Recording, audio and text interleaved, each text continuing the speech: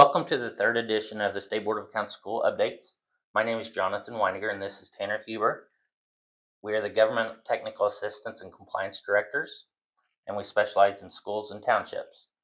Hopefully you have been enjoying the previous updates, and hopefully you will be getting some more information that will help you in your daily duties with the school corporation. We want to start this update by providing some important dates. First, the monthly engagement uploads on Gateway. Those are due on the 15th of the second following month of the month for which you're reporting. So for example, the September 2025 monthly uploads are due on November 15th of 2025. Now for the budget process, October 14th of 2025 was the last day for units to post the Budget Form 3 of proposed 2026 budgets and net tax levies and the public hearing to DLGF through Gateway.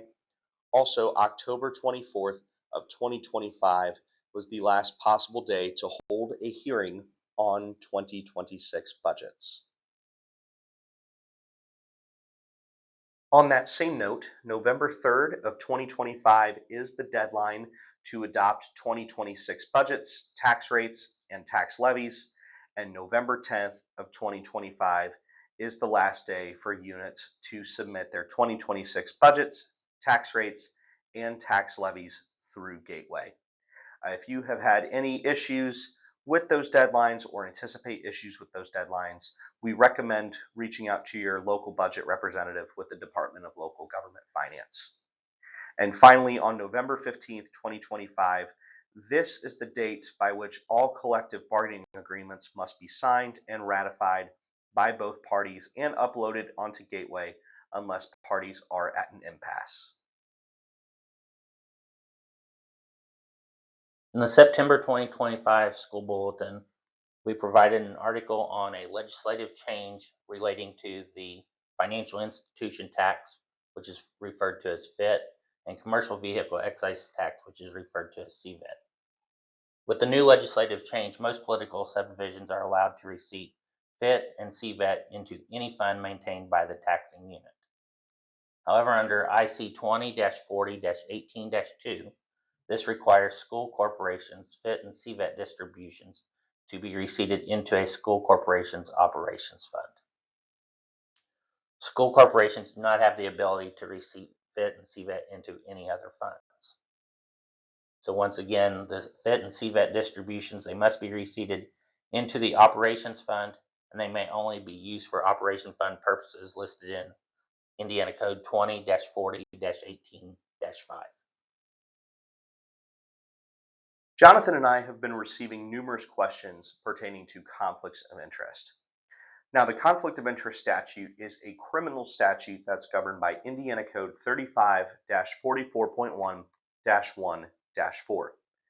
Therefore, our recommendation is to reach out to local legal counsel to determine whether a conflict of interest disclosure must be filed and whether the format of the disclosure is significant. Also, we recommend consulting local legal counsel on whether a conflict of interest even exists. Now, if you do discuss with local legal counsel and determine that a disclosure needs to be filed, the disclosures must be completed using the form that is available on Gateway, which I'll walk you through here in just a second. Now, the public servant is responsible for ensuring that the fully completed disclosure is uploaded onto Gateway and that the disclosure complies with Indiana Code 35-44.1-1-4.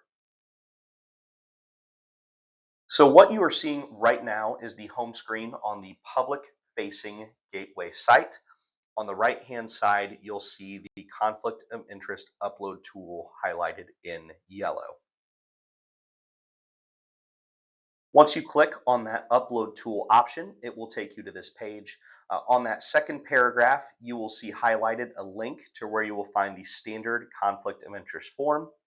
Once you complete that form, or the individual that is required to complete the form completes the form, it will be uploaded on this page. Once uploaded, you can use the Gateway public-facing site and the conflict of disclosure upload archive to ensure that the conflict of interest disclosure was properly uploaded.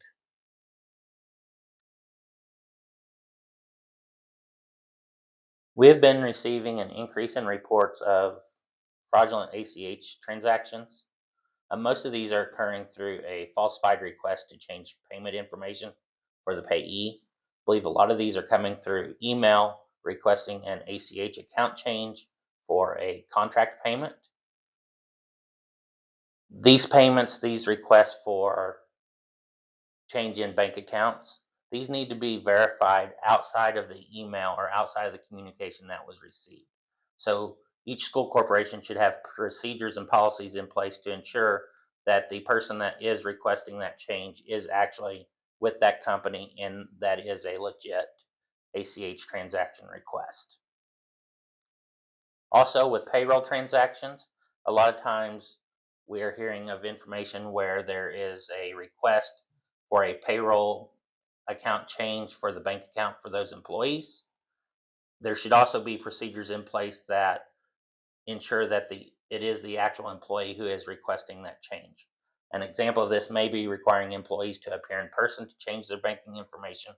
This would ultimately be up to the school corporation, but the school corporation should have policies and procedures in place to, as much as possible, eliminate these fraudulent attempts.